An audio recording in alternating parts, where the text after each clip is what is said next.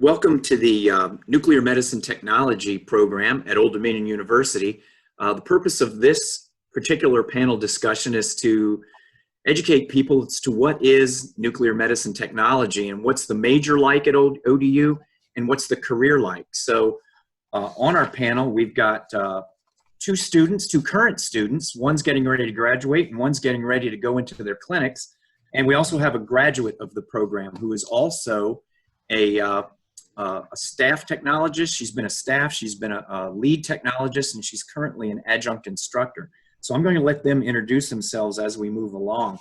I do want to start by welcoming all freshmen and all people interested in nuclear medicine. This particular program is a medical imaging specialty. In other words, we work typically in a radiology department or a department offshoot from radiology where we don't take x-rays, we inject radioactive materials into patients and then do anatomic and physiologic imaging. We take pictures of the insides of people's bodies. Now, a radiologist reads the films or the scans, so to speak, and renders a diagnosis. Why don't we get started? Once again, I'm Scott Sechrist, Dr. Scott Sechrist. I'm the program director of the Nuke MedTech program. And I'm going to turn this over to Christina Coiner. Let's start with her. Could you tell us a little bit about yourself, where you are in the program, and why you chose nuclear med tech as a major? Hi, I'm Christina. I am a graduating senior from Old Dominion University's Nuclear Medicine Technology program. I actually just finished up my last semester not too long ago. I actually chose to attend ODU specifically because of the nuclear medicine program. I've always wanted a career where I would be always learning something new every day, getting to experience something new every day. Even if you are doing similar procedures or similar imaging studies, every patient's different. Everything is new and things are always developing. So I think it's a great option for anyone who's looking for a job where everything is going to be a little bit different every day. Thank you. Noah, what about you? Tell us about yourself and why you chose Nuke MedTech as a major. Yes, hi, I'm Noah Wilkins. I am from just outside New Orleans. I am a current rising senior. I love chemistry and I love physics, and those two kind of pair well together to kind of form nuclear medicine technology. And it's a fascinating field where I can challenge myself every day and I can help people out in the same regard. Sara, what about you? You graduated 6 years ago. What prompted you to choose this originally and also as a career? I'm a working lead technologist at a local hospital. I also help teach in the program. So when I was a student, I was interested in both nursing and engineering, but neither were quite the right fit for me. So nuclear medicine is a good application of science, math, technology, and patient care. Let's look at day-to-day operations. I put up some pictures here, and I think what you can do, if you don't mind, tell us about the day-to-day operations in a nuke med department and your role as a senior nuke med student. Of course. I was fortunate to attend 8 different clinic sites, which have all been fantastic, including rotations at CHKD and also a local radiopharmacy where the radiopharmaceuticals that we use in clinic for patient studies are produced. So it's always interesting to kind of see what's contributing to our day-to-day. A typical day in the clinic, you arrive sometime around 7 or 8 in the morning. You're usually there till maybe 3 or 4 o'clock in the afternoon. When you first arrive in the morning, you'll meet up with your clinic instructor, and then you'll get started on things like quality control for all the equipment we use, including our gamma cameras. And you'll also kind of take a look at the schedule and see what studies you're in for the day so you know what to expect.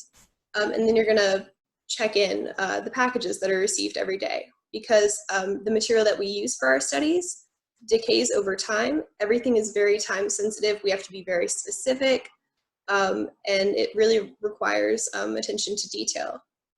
At that point, the day just kind of kicks off and you just get to have fun. Sara, now you've been working in the field for at least 5 or 6 years now, and you're an instructor in the clinics. Can you tell us what a day-to-day is like in the department, and what's going on in this picture that's on the screen? So in the screen, that's a nuclear medicine gamma camera. That's the instrument that we use to obtain the images. So we administer a radioactive material to the patient, usually by an injection, and that machine, called the gamma camera, will detect that radiation coming from the patient. So the first thing I do in the morning as a technologist is I make sure all the instruments are working properly. We have to make sure we're giving the correct amount to the patient, that the imaging equipment is working properly, and that all of our other equipment, to make sure we didn't spread any of the radioactive material, is working properly as well. After you make sure the equipment's working properly, you check, if you work at a hospital, any add-on patients from inside the hospital, fitting them around the outpatients that are scheduled. Usually the morning is a lot of injections and the afternoon is a lot of imaging. Once your day is complete, there's some close-up operations we perform to make sure we didn't spread any radioactive contamination across the department or across the hospital. So we have a big role in patient care, but we're also heavily responsible for the instruments and the radiopharmaceuticals throughout the day. Since you've been both a staff and now a lead technologist, how did this program prepare you for all the roles that you've performed since graduating? This program was unique. Our senior year, we took a leadership class, which was really helpful figuring out what type of leader you are. Also, we worked on like cover letter skills, resume skills, which that was so important when I was applying for jobs, and it was so critical. It's interesting being on the other perspective now as a lead technologist and see how those skills really are important. Interview skills are important. Knowing, about accreditation, knowing about purchasing new equipment, how all of that works is an important part of being a lead technologist. And that's your ultimate goal, is to graduate, right? Yes, and work. And work, right. Noah, you've taken a number of prerequisite courses and then you applied to and you were accepted into the program. So what advice would you have for incoming students who are just freshmen? They're taking their first couple of classes, who are considering coming into the field. What would you tell them? I would tell them to really pay attention to your science and math courses. It kind of compiles on each other, especially the farther you go in each year and in each semester. You can look back and you can see where you took information from different courses, all the way from, last semester to, 10 semesters ago, whatever it may be. What kind of classes were those science courses? So mainly your chemistry, your basic chemistry, your basic physics, and then your math classes, such as statistics, and your general algebras and stuff like that.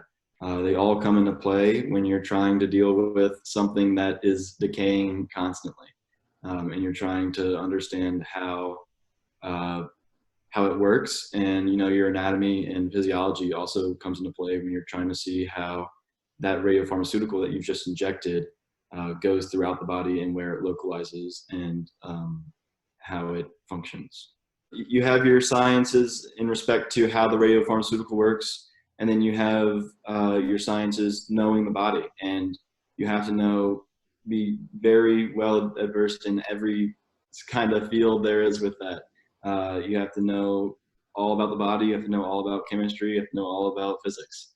And it's just a modality that combines all of them, and it makes challenges and makes you work and makes you think. Very good. So what advice would you give? What do you wish you'd known as a freshman when you first got to Maynard? Personally, I would have tried to do more office hours. I think that going to the office hours with teachers and kind of experiencing and talking with them about anything and everything, whether it be about the class or not, I think that provides excellent feedback for your studies and for what's to come. Very good. Christina, what about you? What advice would you give an incoming student so they can be successful in this major? And what do you wish you'd known as a freshman? If you're interested in nuclear medicine technology, I highly suggest getting in contact with a hospital and kind of asking, hey, do you allow students to observe? So you can get kind of a more personal experience of what exactly am I getting into? Is this something that I can see myself doing every day? Because the program is not the easiest, but you are given every tool to exceed. But you do definitely need to be motivated, and it needs to be something that you want to do. And knowing that early on can make a big difference in how motivated you are to get things done. And you definitely get out of this program what you put into it. Before we're finished, I think the key thing is the reason that nuclear med exists is it's all for the patient. We all want to work with patients. Can you each of you talk? Well, certainly Sara and Christina, can you talk about patient contact, what that's meant to you? Christina? For me, I would say the biggest thing about being able to work with patients is no matter what kind of day they've been having, no matter what they've been going through, you have the opportunity to kind of hold their hand through the process. I mean, it can be scary having to go to the hospital for something, especially if you don't know what's been going on. And just being able to make a difference and provide that comfort and that kind of personal experience, and just the opportunity to kind of brighten someone's day and make maybe even just the time that they're with you a little bit easier. It's been very rewarding. How about that, Sara?